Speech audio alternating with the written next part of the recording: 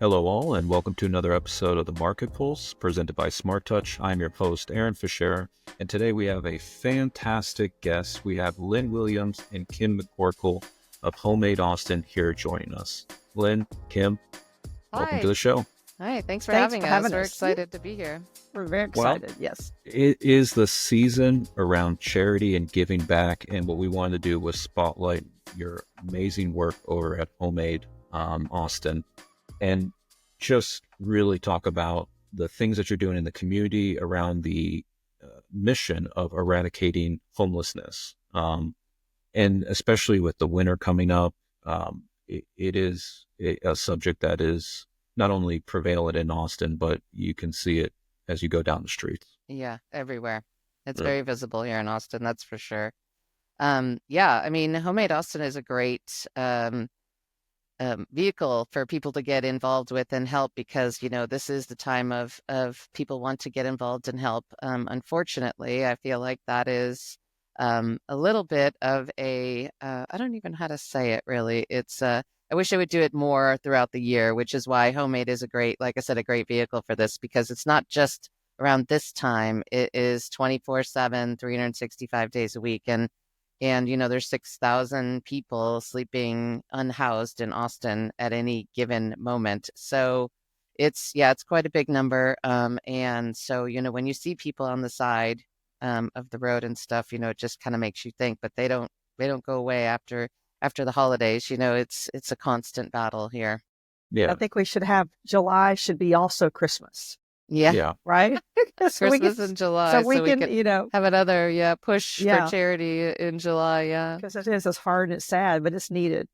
Well, hopefully, at least at minimum, during this time, we can kind of take a step back and highlight that, that is a year-round systemic issue. And kind of before jumping into your guys' mission, Lynne, Kim, I always like to give the guests a background because it seems like we always come from different backgrounds and how we kind of ended up here. That's right. Okay, so We're the know. perfect example of that, Aaron. Well, as I always start off, how'd you get involved? Lynne, Kim, who wants to start off? I'll start. So, I was actually working for another company, the Austin Apartment Association, and their executive director was on the board of HomeAid, and they were looking for an executive director of HomeAid at the time. And I was in accounting and finance my whole life. Everyone said, "Man, you're just not the typical accounting person. You're always so engaged, and you're so involved, and you don't sit behind your desk and just crunch numbers." And so she was like, "What's your passion?" One day we were talking, and I had been working there for about 3 years, and I was telling her about this foundation I wanted to start. My daughter actually suffered a massive stroke in 2019, which brought me to Austin, and I said, I really want to start a foundation that will help young people who've gone through this, go through the whole healing process. It's a marathon, not a sprint, but at the end, get them into housing. I've been in construction my whole life doing this kind of work. And so I was like, man, if I could just help people get through that process and get them into an independent living situation, whether it's with their parents in the backyard or, in a place where they can be by themselves, that's the goal. She looks to me, she goes, "Oh my gosh." She goes, I have a job for you. And I'm like, "What?" She said, "I need you to talk to someone about being the executive director of HomeAid." And I'm like, "I don't know what HomeAid is." And she's like, "It's exactly what you're talking about, except for people who are experiencing homelessness or at risk." So that's kind of how I got into it. She recommended me, been here since 2018 and, oh, I'm sorry, 2022. Gosh, time's Gonna flying. say, I I know, didn't you're know like, that. Kim's like, wow.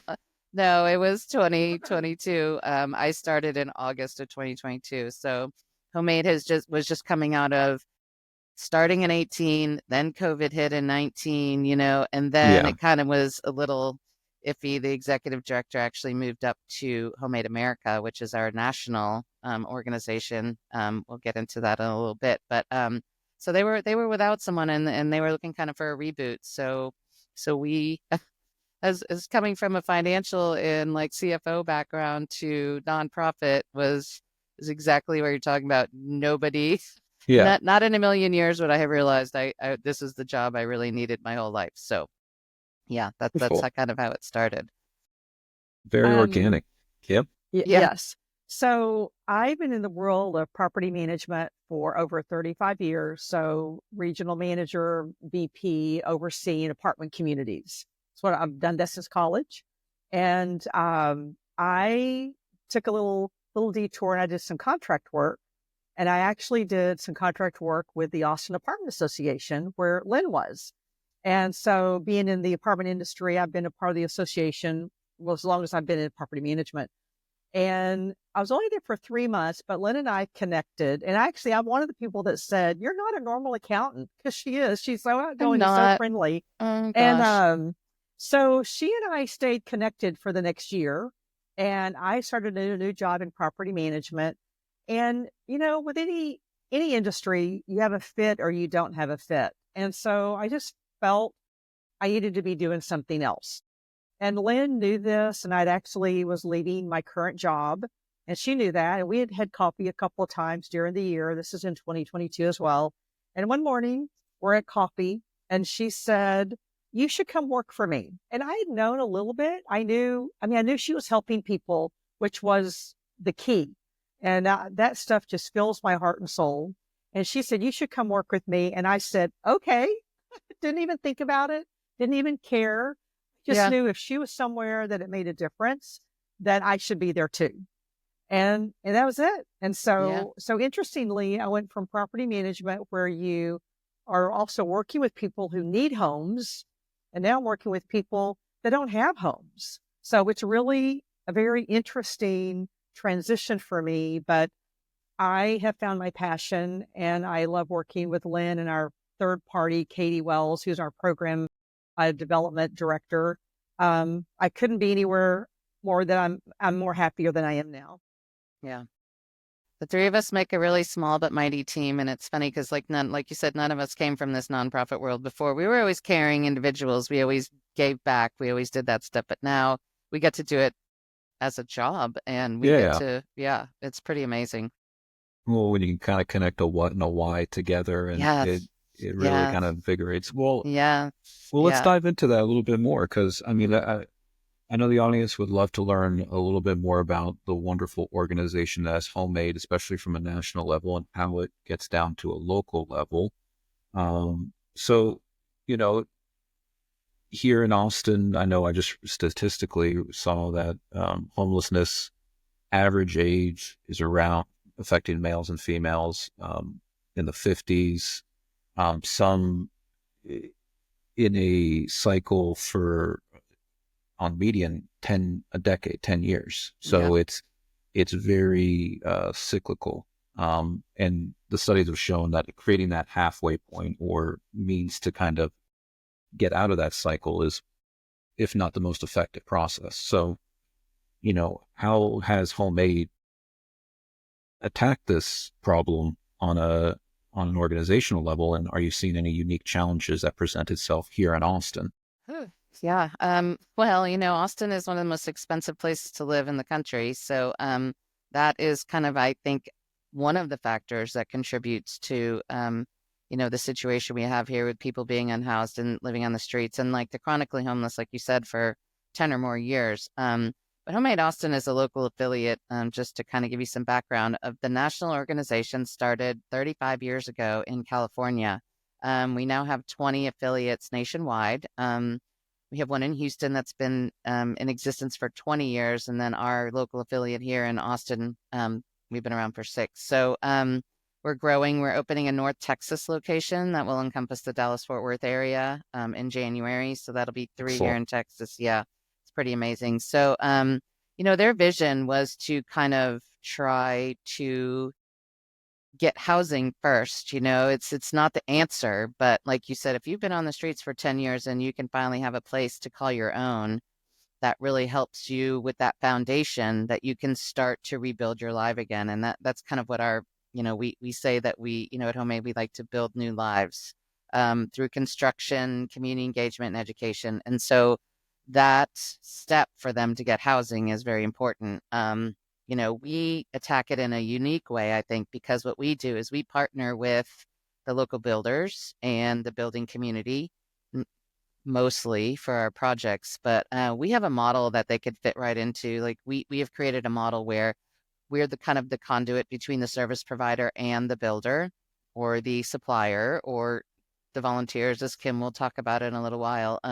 But that giant industry here in Austin is 750 people strong for the Home Builders Association membership level. So imagine 750 people, businesses wanting to help solve this problem. I mean, to me, that's like a no-brainer. Like, how can we not take advantage of that? So when a service provider what we call a service provider is someone who helps the population who are at risk or currently unhoused. And that ranges anywhere from kids in foster care that are exiting, that don't have a place to live, that people who have been sex trafficked. We have abusive relationships, domestic violence. We have alcohol and addiction. We have just general catastrophic loss of family, which one of our service providers, Alan Graham, who runs Community First Village, has said many times that that's kind of his main reason for people who experience homelessness. You know, you lose that connectivity with your family, with your support system, for whatever reason it is.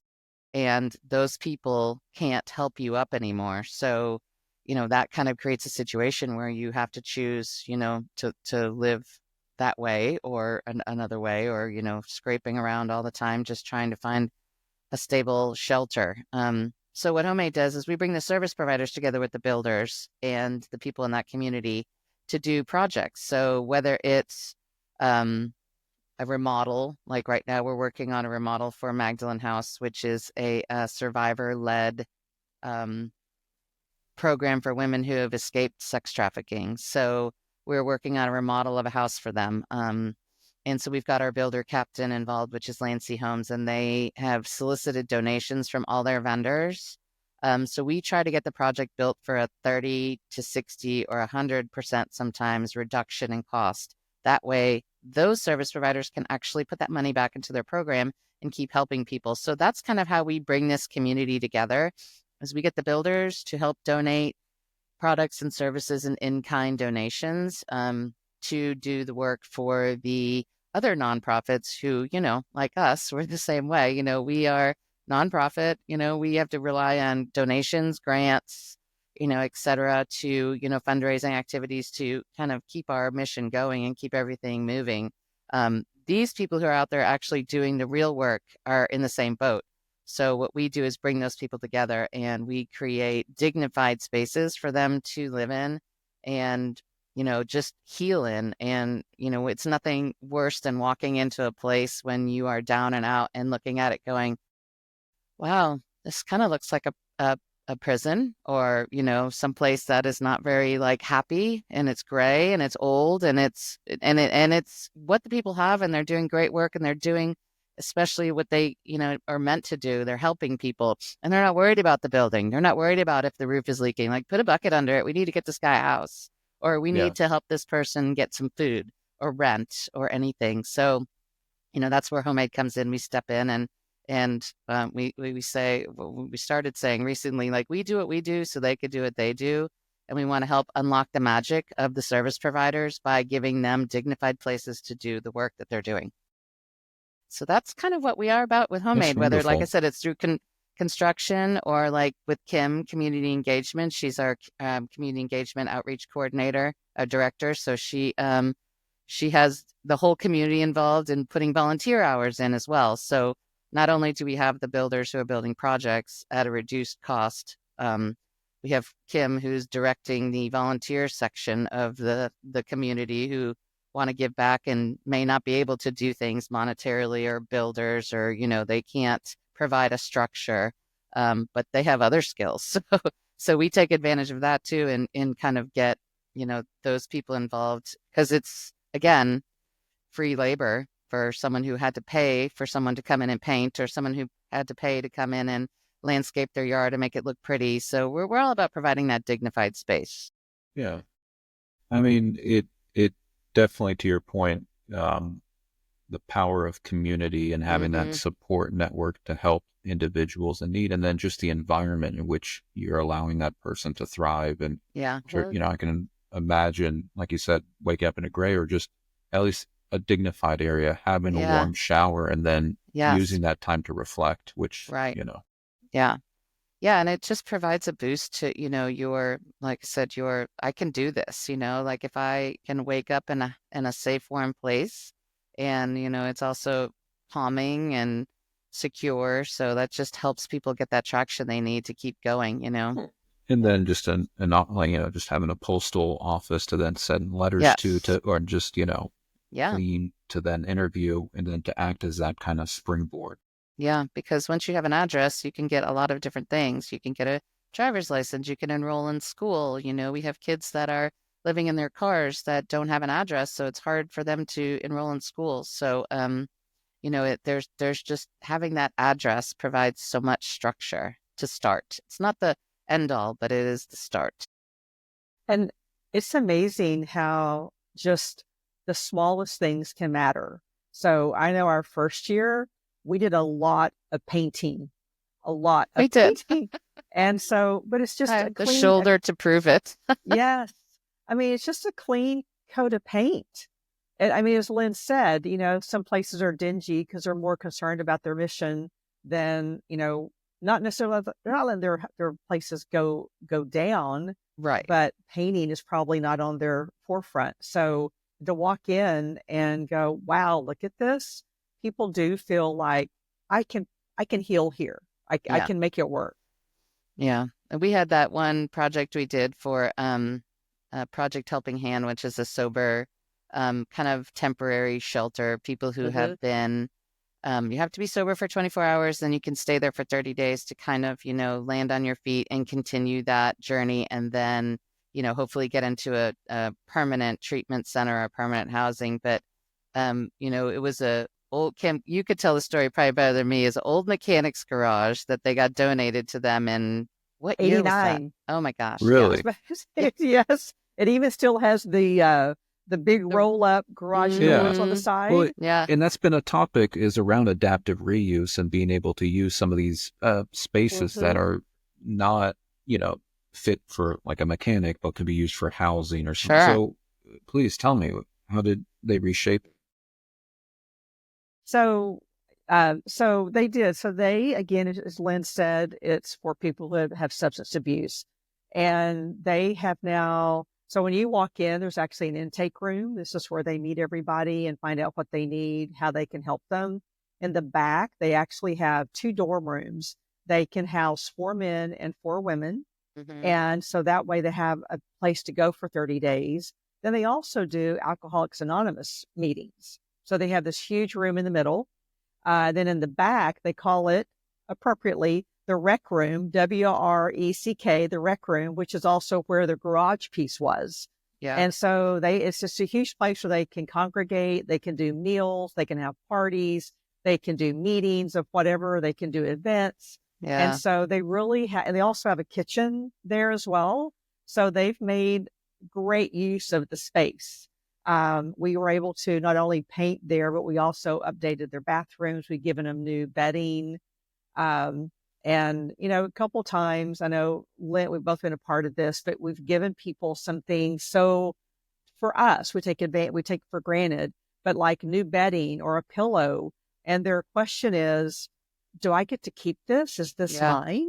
Well, and why it's are like- you giving this to us? Yes, Like I said, at Project Helping Hand, we did that project. There was, the people that were staying there, and we were kind of trying to work around them. And the ladies that were there were came up to Kim and I and were like, thank you. Like, this is amazing. You guys are angels. Like, what, you're just doing this for us? And we're like, yeah, you deserve it. You need a place to stay, and you need to be pretty, and you need a new bathroom and a new shower and a new, bed and a new painted room that's like a nice calming color instead of gray. And so, yeah, they were like, well, you guys are angels. Like, thank you very much. So just those moments are what really make us keep going every day, because we hear it all the time, which is amazing. And Lynne talking about being pretty, just a really quick thing. We were at a place called BCCM, Baptist Community Center Mission. And there's a guy by the name of Kirby, and Kirby is a mobile thrift store guy. He actually has a van. He has clothes in his van, and he goes from shelter to shelter giving people clothes. And I asked him, and I said, look, I know that people want socks and underwear, but what are the other 2 top things that people need or want? And he did say socks, and he said makeup. And we're like, makeup? I mean, I was telling Lynn that, and I was like, I didn't even think about it. He said, Never yes, would have women thought are that. using markers, like felt tip markers, to eyeline their eyes, or using it to put on their rouge. Really? And again, when Lynn said pretty, I mean, why shouldn't somebody want to be able to have that at Yeah. their disposal? Yeah. So we did find a place, Partnership for Children. They actually, for whatever reason, get leftovers from the post office. And so we were able to go get some boxes of makeup and give it to Kirby. And he went out, and they've been asking us for more. Yeah. Never, ever would have thought about makeup. It was crazy. But yeah, women are using the markers and drawing the stuff on their face. For interviews, or for, trying to get a job, and, just trying to. Yeah. Oh my gosh. That was another really eye opener for me. Yeah. Wow. Yeah. It's pretty amazing. Well, kind of, I mean, I know you guys have been talking about it, but are there any other projects that you're currently working on in the Austin area that you kind of, I know, Lynn, we talked briefly about, Yeah, but we did. And it seems like you're spread out all over the metropolitan area. We are. We help everyone in Central Texas, so that includes pretty much everywhere we can figure out how to do stuff in, that we could drive to. One of our projects is in Liberty Hill. We're working with a group that is called Pacesetter Homes. They've helped us.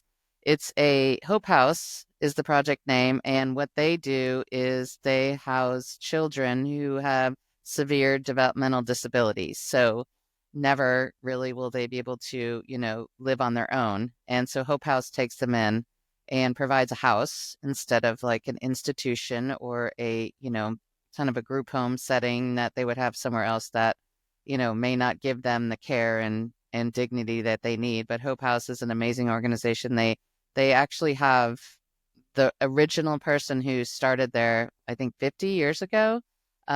She still lives there as an adult. So, this is an extreme situation, and they're housing kids and teenagers and adults now who've been there their whole lives. But when you don't think about is that this is lovely, but when parents get older, they can't take care of their kids anymore because physically they're not able to.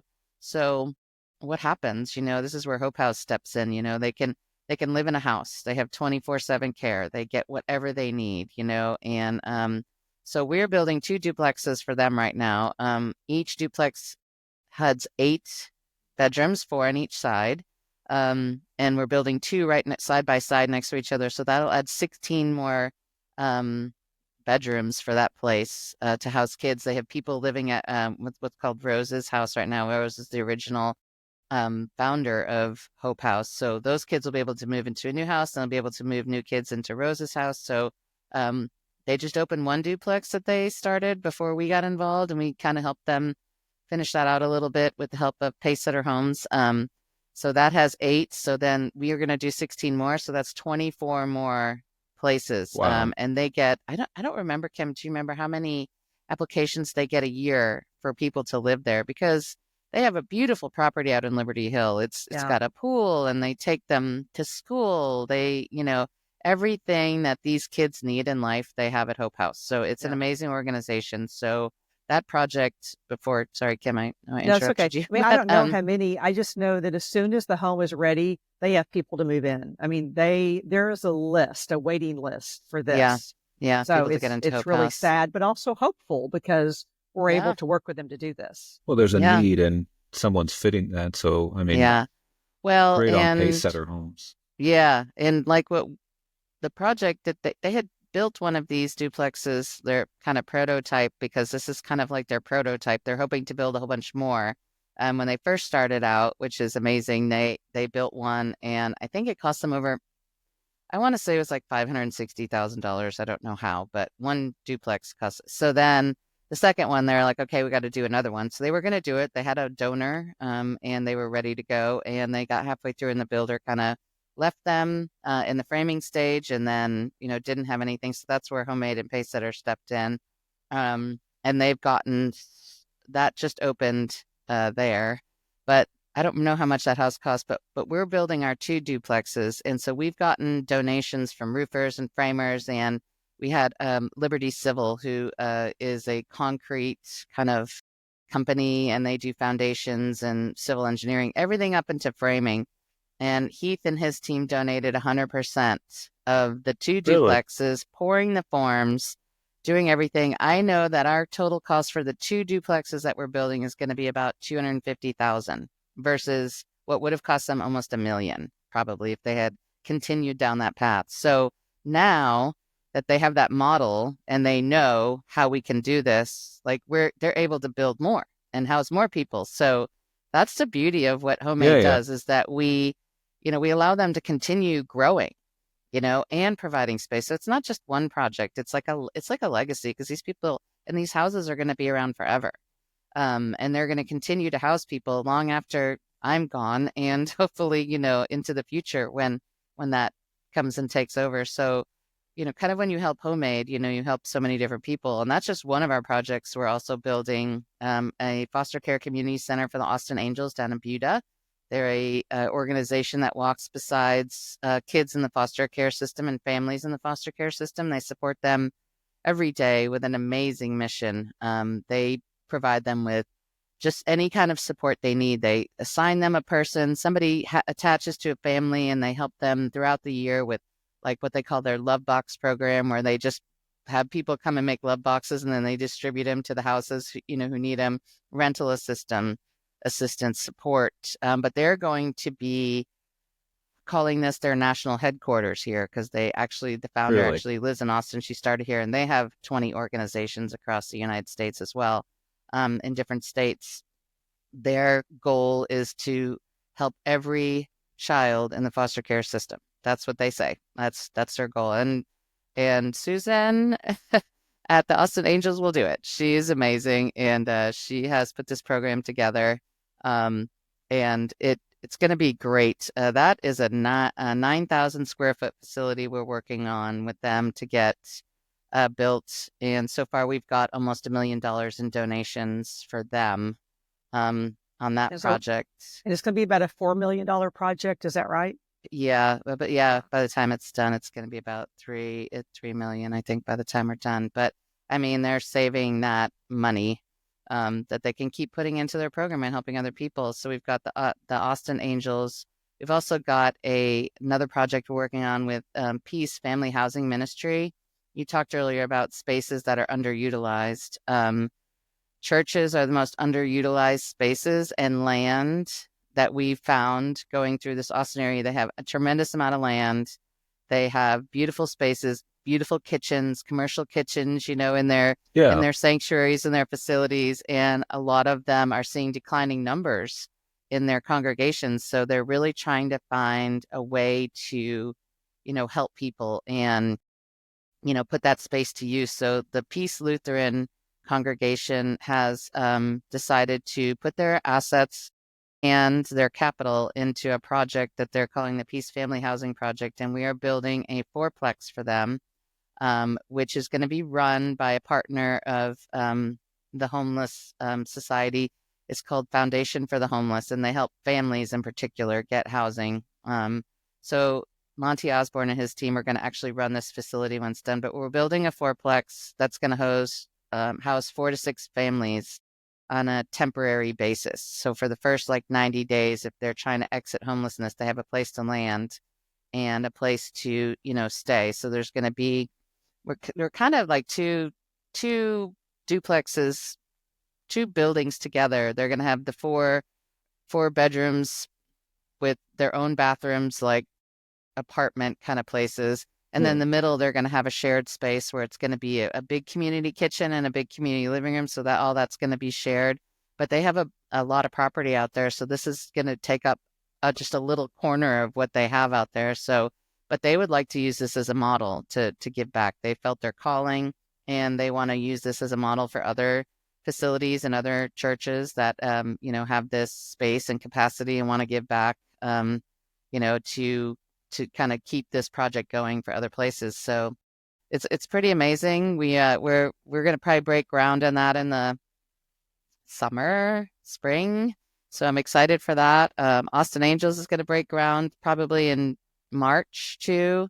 Magdalene House, like I mentioned before, is a survivor-led program for women who are experiencing sex trafficking. This house that they're doing is doubling their capacity. They have 6 women right now, and they just purchased another home that we're doing the remodel on. Like I said, with Lancy Homes, they've gotten donations of $150,000 so far. So this project is only going to cost Magdalene House about $50,000. So something they could have never done before, without our help. And they're getting a brand new. We ripped that thing down to the studs. There is nothing in right now except for framing. It's like you walk in, you're like, oh, framing. But they're getting new everything. They're getting new electric, just everything, HVAC, plumbing, appliances. Yeah, appliances, kitchen. Wonderful. Yeah. So yeah, it's pretty that did I mention all of them, Kim? I mean, that's not all of them. We have Hope House, we have Magdalene House, we have St. Vincent. Austin Angels. Oh yeah, St. Vincent de Paul, which is a food pantry thrift store. The Society for St. Vincent de Paul is around the country. There's different, I think, in every state. When I lived in New England, we had them there. But they have a thrift store, and St. Vincent is the patron saint of, it says, the poor. So what they do is they have this thrift store. They also have a food pantry where they hand out food. They get all sorts of food from Central Market, from Amazon, from wherever. They get 6 or 8 trucks a week, and they hand out over 700 food packets on the weekend. And they were operating out of this location off a breaker, and it was just very like tight, and they had no space. So we had our general contractor, what we call our builder captain, because they're really like our partners. They came in and they remodeled Ryan Stewart with Stewart and Co. He is amazing, and he brought his team in, and in 2 weeks we knocked out walls, we opened up things, we put in a big walk-in freezer where they could actually drive the pallets. They had a pallet jack, and they were driving them down the hallway and stopping because that's as far as they could go because there was like no room. And then they would unload everything by hand and put it in where it's supposed to go and back the pallet jack out and do it every time for food. Wow. And now they're able to like just drive right in the door. We opened up all the hallways and drive straight into the walk-in cooler so they can actually just drop the pallet off and keep going. So we have a little bit more work to do for them, but yeah, we got that done for about 50% of what we were going to originally charge. So we saved them some money. So overall this year, like we on projects, we're able to save these people, and that's what we do. Like we bring the people together who do the work. Lynne, I don't know why you said your accounting would be so off. It sounds like this is accounting. Yeah. From what you're saying. Yeah. I know, it sounds right? exactly what you need is that little balance of the qualitative and quantitative. That's right. Yep, that's that's right. exactly it. So yeah. Well, the other thing, which is not really a project, but Community First Village, Lynne, I mean, we also work with them. So that's probably the last one. Yeah, I've heard about this and seen a little bit. Please, it sounds like it's a tremendous thing about the village. Gosh, the Community First Village, if no one's ever been there, if you're listening, and you have a chance to go out there and volunteer or just go check it out, they have created this ginormous community, which is, like I said, Alan Graham believes that loss of family, loss of community, and he's the founder of Mobile Loaves and Fishes, which runs Community First Village, but he believes that this catastrophic loss of family and community, is very detrimental, and it causes people to be unhoused and be like, just kind of like withdrawn, and, they don't have people to support them. So he started out as a food truck 25 years ago, just going out and feeding people, and he wouldn't just like hand them food. They closed the truck and they brought everything off and they talked to people and handed them. And that was their thing. They weren't just going to give you food and drive away. It was like, we're going to get to know you. We want to be your community. We want to build relationships. Right. So he started at, and then he was like, we have to do more. So he built the land out there. He's got 51 acres. He built phase 1 and then moved to phase 2. What he does is he puts these little micro homes in a little community. And so it's surrounded by like an outdoor kitchen, showers, bathrooms, and then he has these little micro homes around it. So he creates these little neighborhood communities so people can get to know each other. They have neighbors, they have a place to live. And so we have built actually 35 of those micro homes. I say our partners over the years, since we started in 2018, have built 35 of those micro homes out there for 100% donations. Whoever we get to build a micro home, The builder takes wonderful. on the entire cost. So usually it costs about 25 to 30,000 to build one of those little micro homes. So over since 2018, we built about 35 or 36 of them for total in-kind donation. I think it's like over $1 million. So, I mean, yeah, so they're actually starting now phase 3 and phase 4. So they're going to be building 700 more of these homes on 2 spots. So there's going to be a total of 1,400 more homes built out there in the next 6 years. So they'll probably have about 2,000 places for people to live in. And Mobile O's and Fishes helps the chronically homeless. So you have to be living on the streets for more than, I think they say 3 years, but their average person who moves in is about 9 years. But it's your permanent home. You don't ever have to leave. You can stay there forever. It's your house. You can live there for as long as you want. They do charge a small amount of rent. So there's also places on the property where they can work, so they can earn a dignified income, especially if you have Cool. some sort of a disability too. Like it's hard to get around.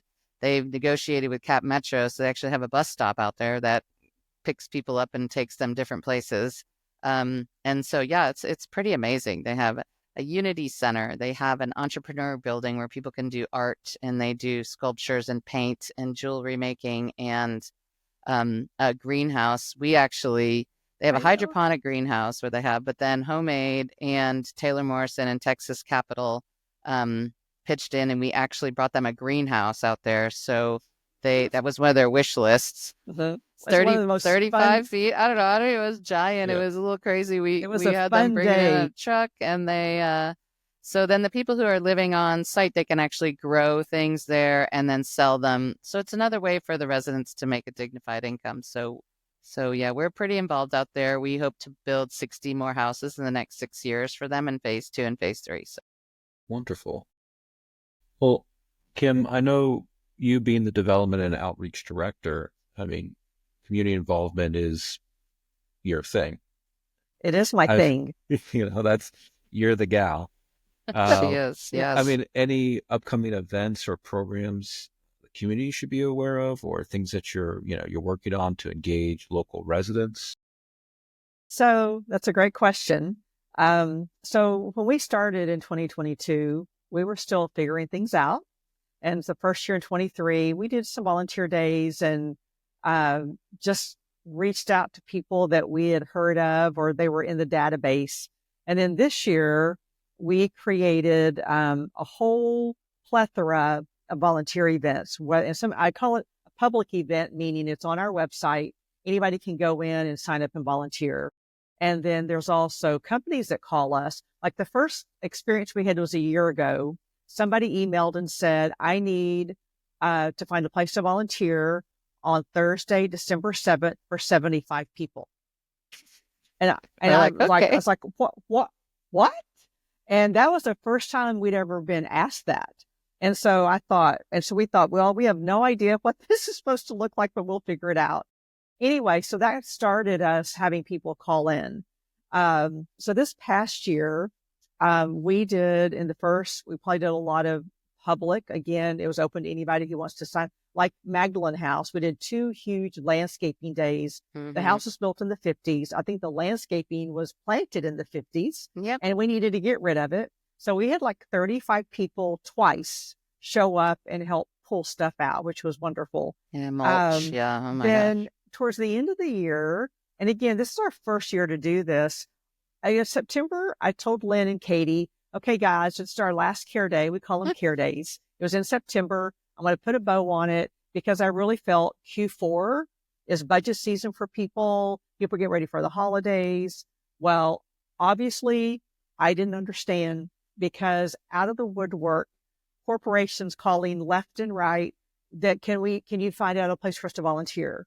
So I think we added on like 12 or 13 I don't even know. Yeah, days for the last part of the year. Wonderful. I mean, that's a good problem to have. It was amazing. Yeah. I mean, it was like I just kept telling Lynne, okay, somebody else, it's somebody else, it's somebody else. But we were able to take care of anybody who asked us. We filled the need. And I say that when you ask about what's coming up next year, I'm still working on next year. I wasn't quite prepared for Q4 to be as Mm-hmm. wonderfully busy, crazy as it was. Mm-hmm. But people can know that probably in the next 30 days or so, we will get things out on our website.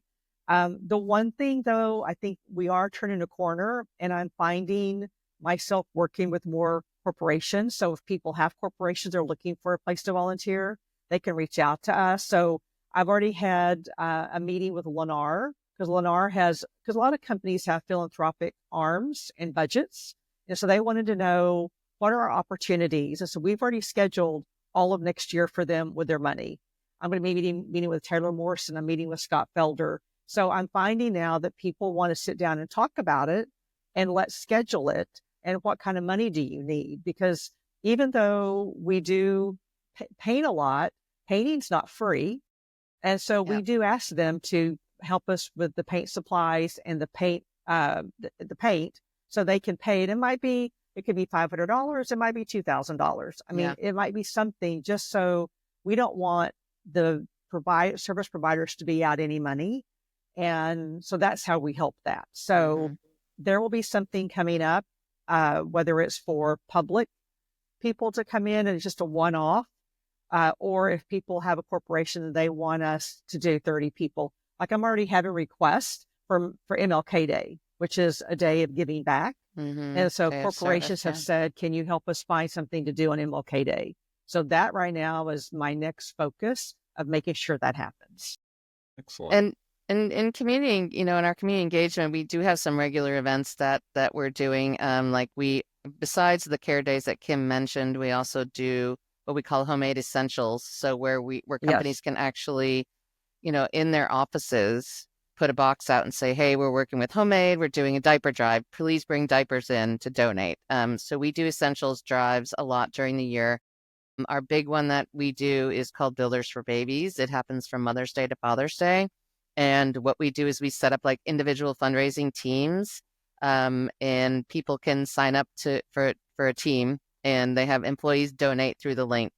And then we kind of use that money. We partner with HEB, who gives us enormous discounts on buying diapers. And so we will fill up the warehouse space for Partnerships for Children when HEB pulls up their big trucks, and we unload pallets and pallets of diapers. So we have a diaper drive that we do every year.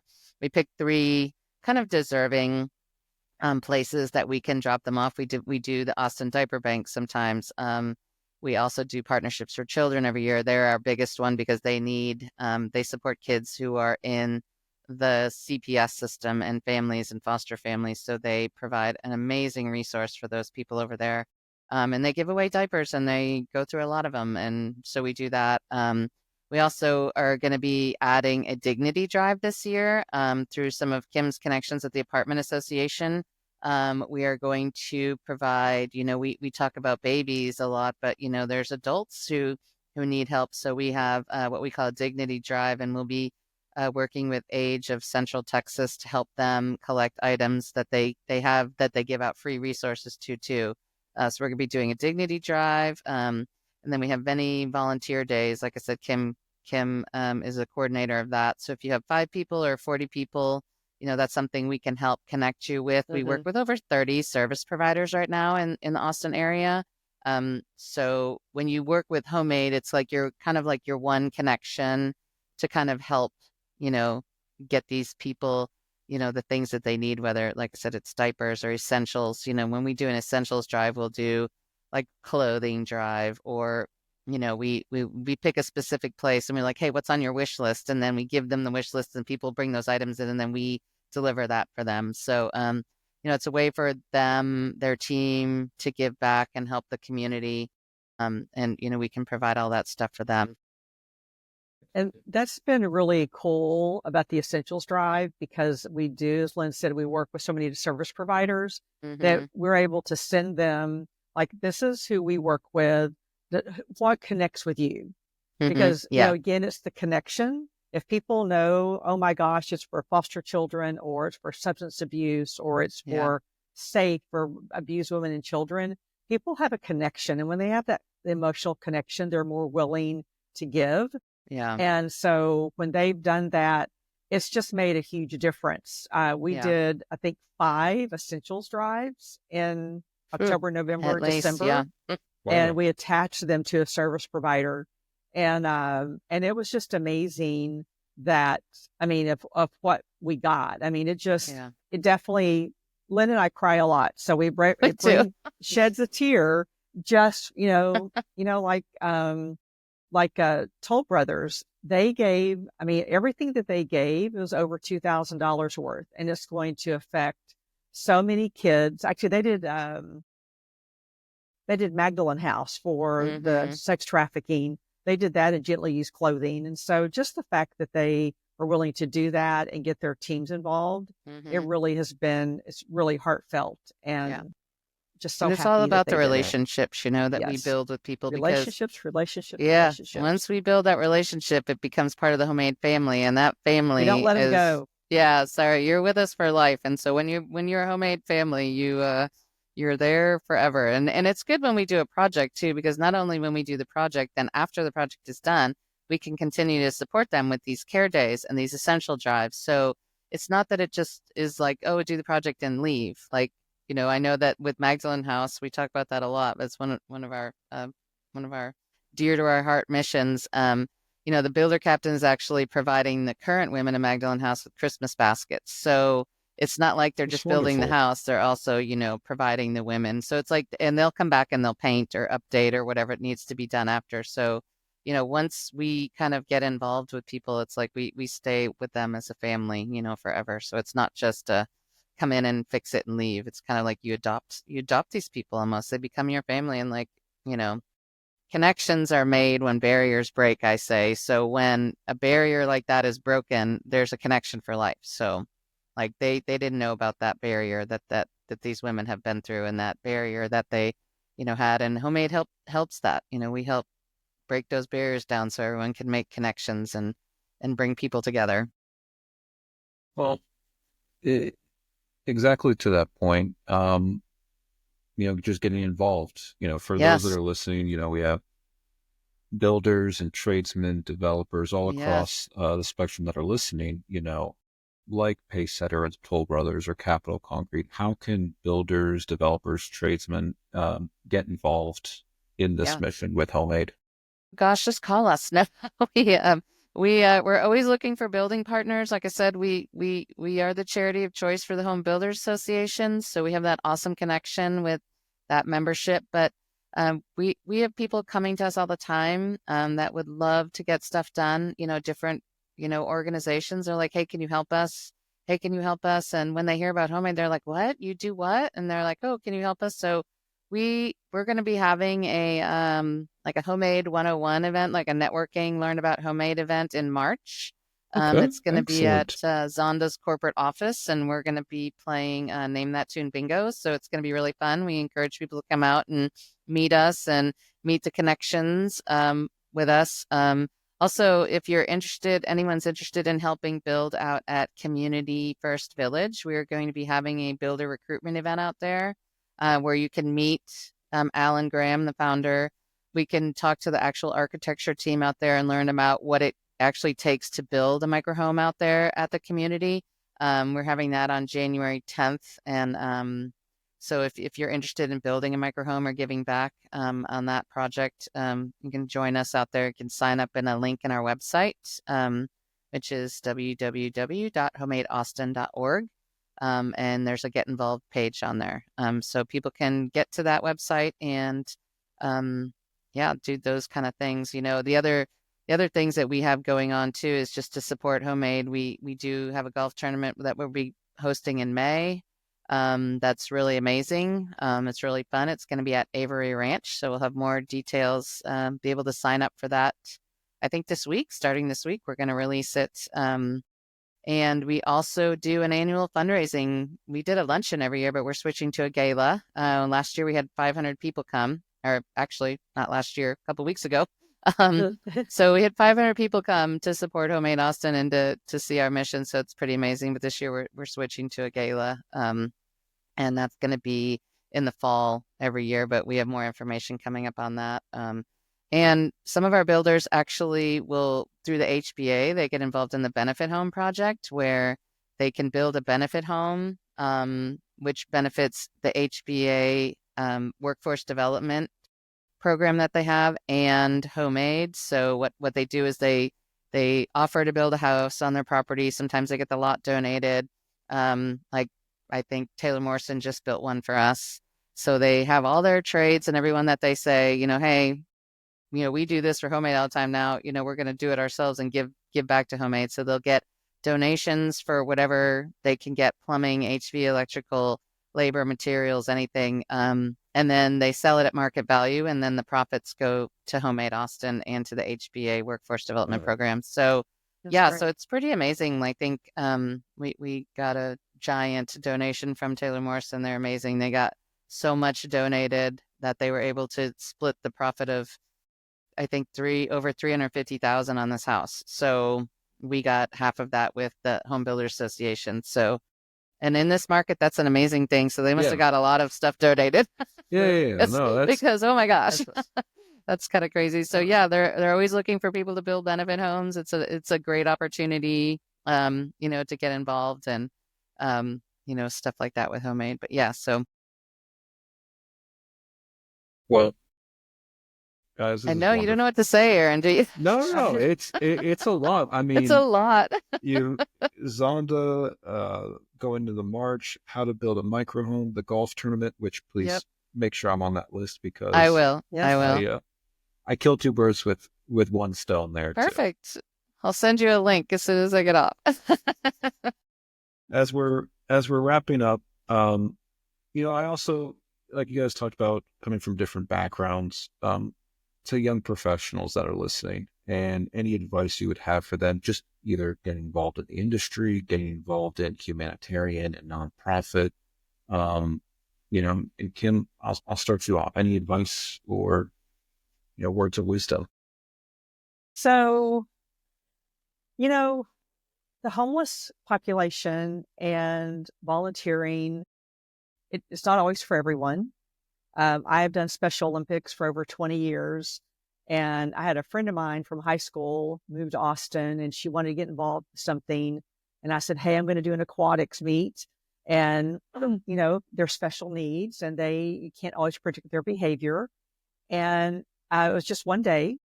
And at the end of the day, she had a clipboard, and she handed it back, and she was like, thank you, but no thank you. It just wasn't for her.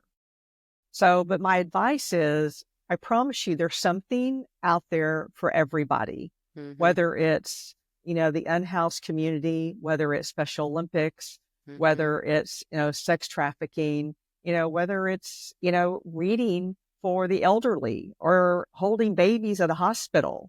There's something out there for everyone to get involved that will require your heart to be involved. Sorry, I'm getting a little emotional. And I think it's key to who we are to be able to give back. I would not be who I am if I hadn't been giving back. Probably for the last 40 years, I wouldn't be me. And then HomeAid has brought out a part of me that I didn't even know existed, because it's been so amazing. So to be able, I think to be a complete person, you got to put your heart in. And again, we would love for it to be HomeAid, but I think it needs to be something. You need to find something. Just give back. You have to go out and you got to try things that fit for you, because not everything is for everybody. You just have to put your heart out there to try it. Yeah. And for young people who want to be in this industry, internships, there's so many internships with builders. Yes. Texas State has an awesome program for construction and project management. They're actually a big supporter of HomeAid.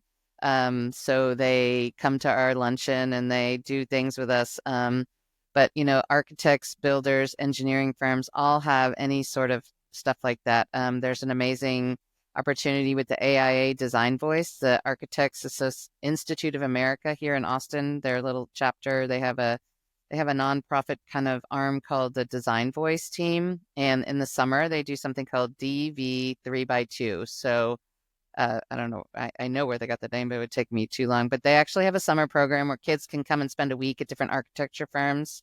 And then the HBA also has an amazing workforce development program that they are working with high schools in Bastrop and Round Rock and Pflugerville to kind of get people into the construction industry, because, not all people want to go to college, which is amazing because there's some good money to be made in the construction industry, people. Yeah. So yes. And then the construction industry, like I said, is also very giving back, as you could tell from what we've been through.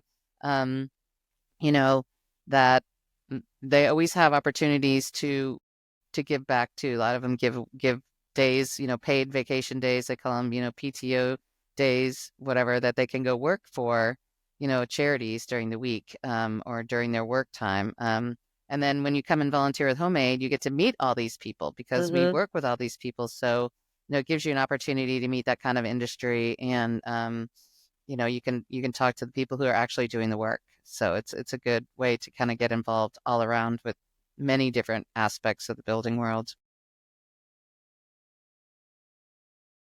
Kim, Lynne, first, thank you both for giving your hearts back and doing the wonderful service and the wonderful work at HomeAid. So thank you for sharing your story and journey with us today. Gosh, no, thanks for having us, Aaron. Yes, It's been an this was amazing great. opportunity to get a little bit more knowledge about HomeAid Austin and how we can help people in the area. Well, if there's anything to take away from today's discussion, it does require community. Yes. And especially how we should judge our community is how we look after those that are, that don't have those safety nets or misfortune. Right. Yeah. Yeah, we can fill in those gaps in a lot of different ways if we just have the community involved. It's just something that we can do that as a community where people can't do that by themselves. So that's very important. Yeah. Well, as we sign off, I'll say to the Market Pulse community, if you want to get involved here in the Austin area or nationwide, HomeAid is a wonderful organization, as well as just, even though it's a season, we're taking time to reflect back, take some time to give back, plan for 2025. And thank you again for sharing your time with us today on the Market Pulse. All right. Thanks, Aaron. Thanks, Aaron. Bye.